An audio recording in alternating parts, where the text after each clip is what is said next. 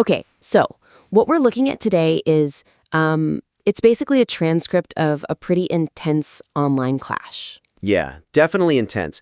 It's all about exposing, well, what the speaker sees as hypocrisy and dangerous alliances, right? Focusing on things like doxing and online harassment. Exactly. Maximalist conflict is a good way to put it. High stakes, claims about police involvement, family threats. It's heavy stuff. It really is. And that energy, you feel it right away. But, the question is, does that sheer force actually help the argument land, or does it maybe get in the way? That's, I think, the perfect place to start our first critique.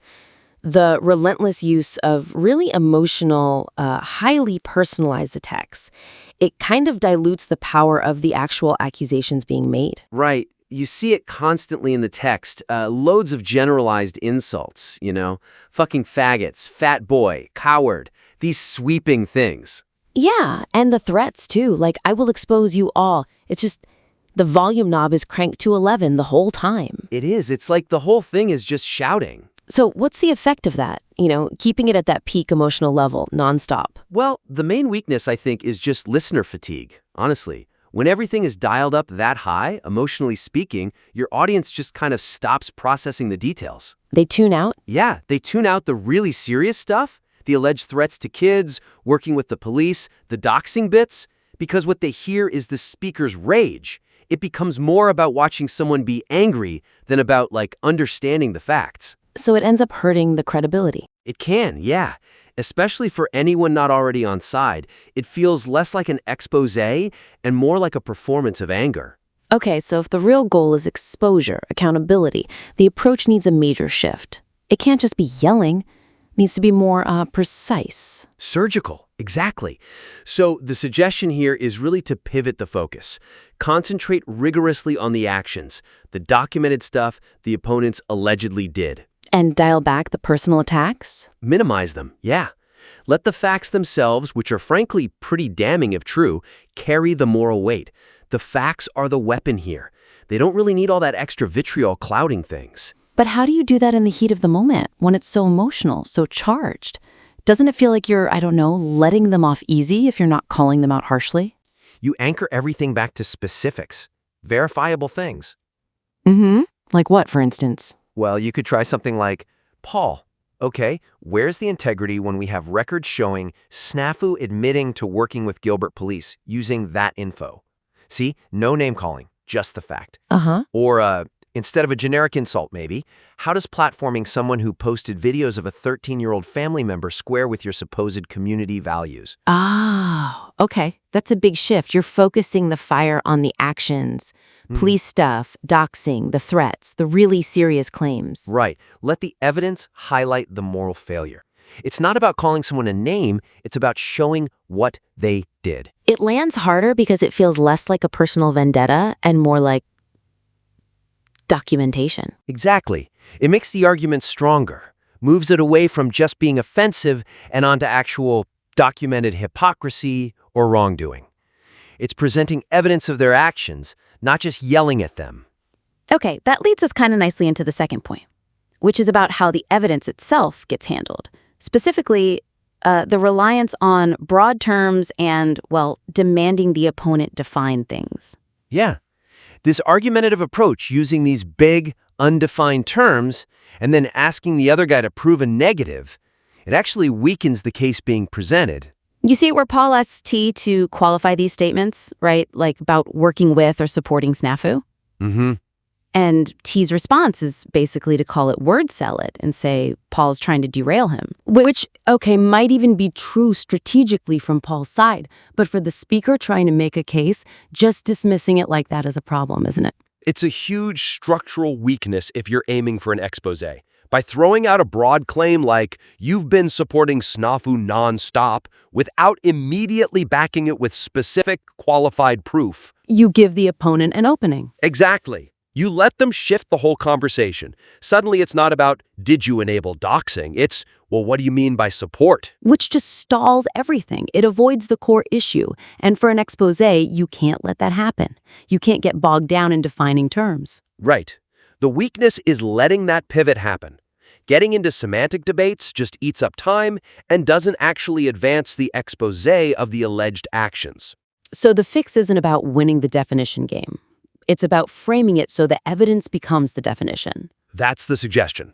Yeah. Structure the argument so the specific evidence you have defines the term like support or working with. Lead with the qualified proof. Force them to address the action, not argue about the label you put on it. Can you give an example? How would that sound different?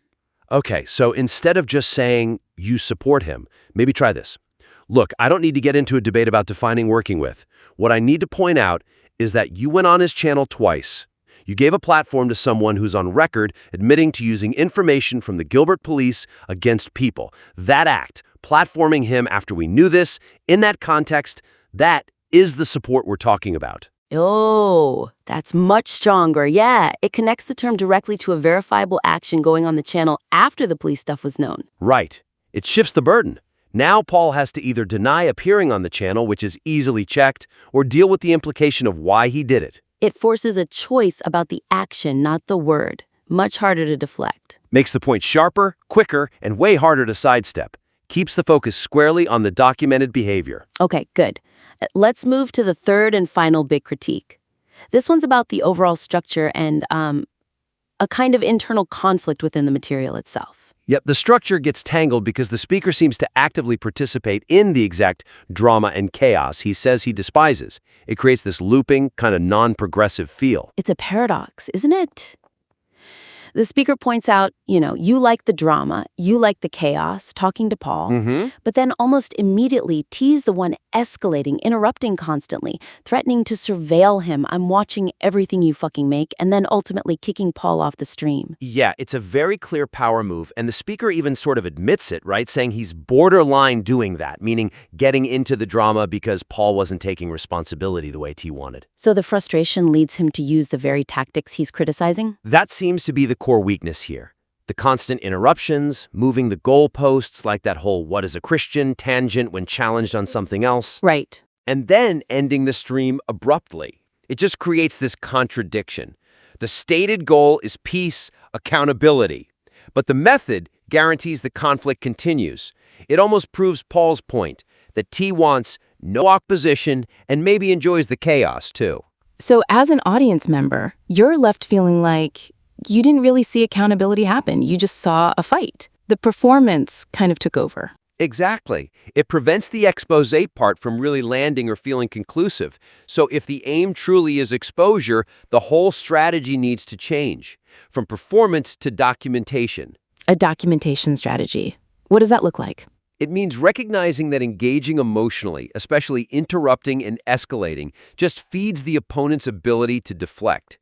So the performance needs to become one of strategic non-engagement on the emotional stuff. Just relentlessly focus on the facts? Relentlessly. But that's incredibly hard live, right? Especially when someone's actively trying to provoke you or derail the conversation. Yeah, how do you resist taking the bait? Well, one tactic, the suggestion here, is to just ruthlessly refuse the deflection. When the opponent pivots to personal stuff or semantics or whatever, you just calmly, repeatedly refuse the premise. How would you phrase that? Something clear and direct, like, that's irrelevant to the issue at hand. We're focused on the documented evidence of harassment and police collaboration. I'm not going to get sidetracked by that. Now, about the platforming. Just keep bringing it back, calmly. That takes discipline.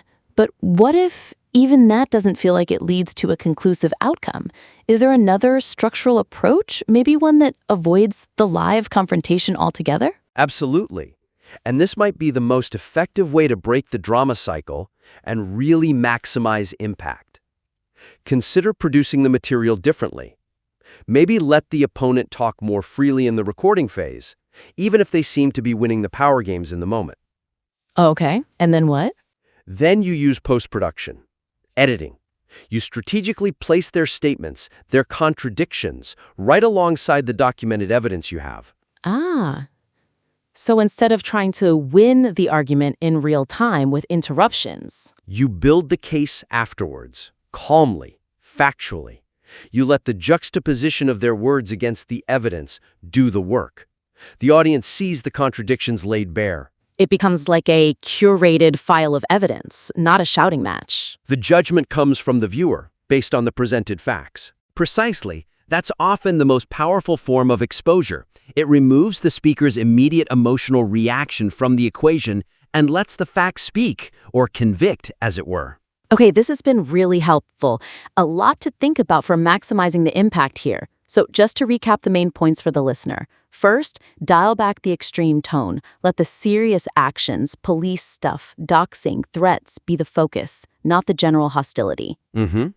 Second, qualify the evidence up front. Don't use broad terms like support without immediately linking them to specific verifiable actions.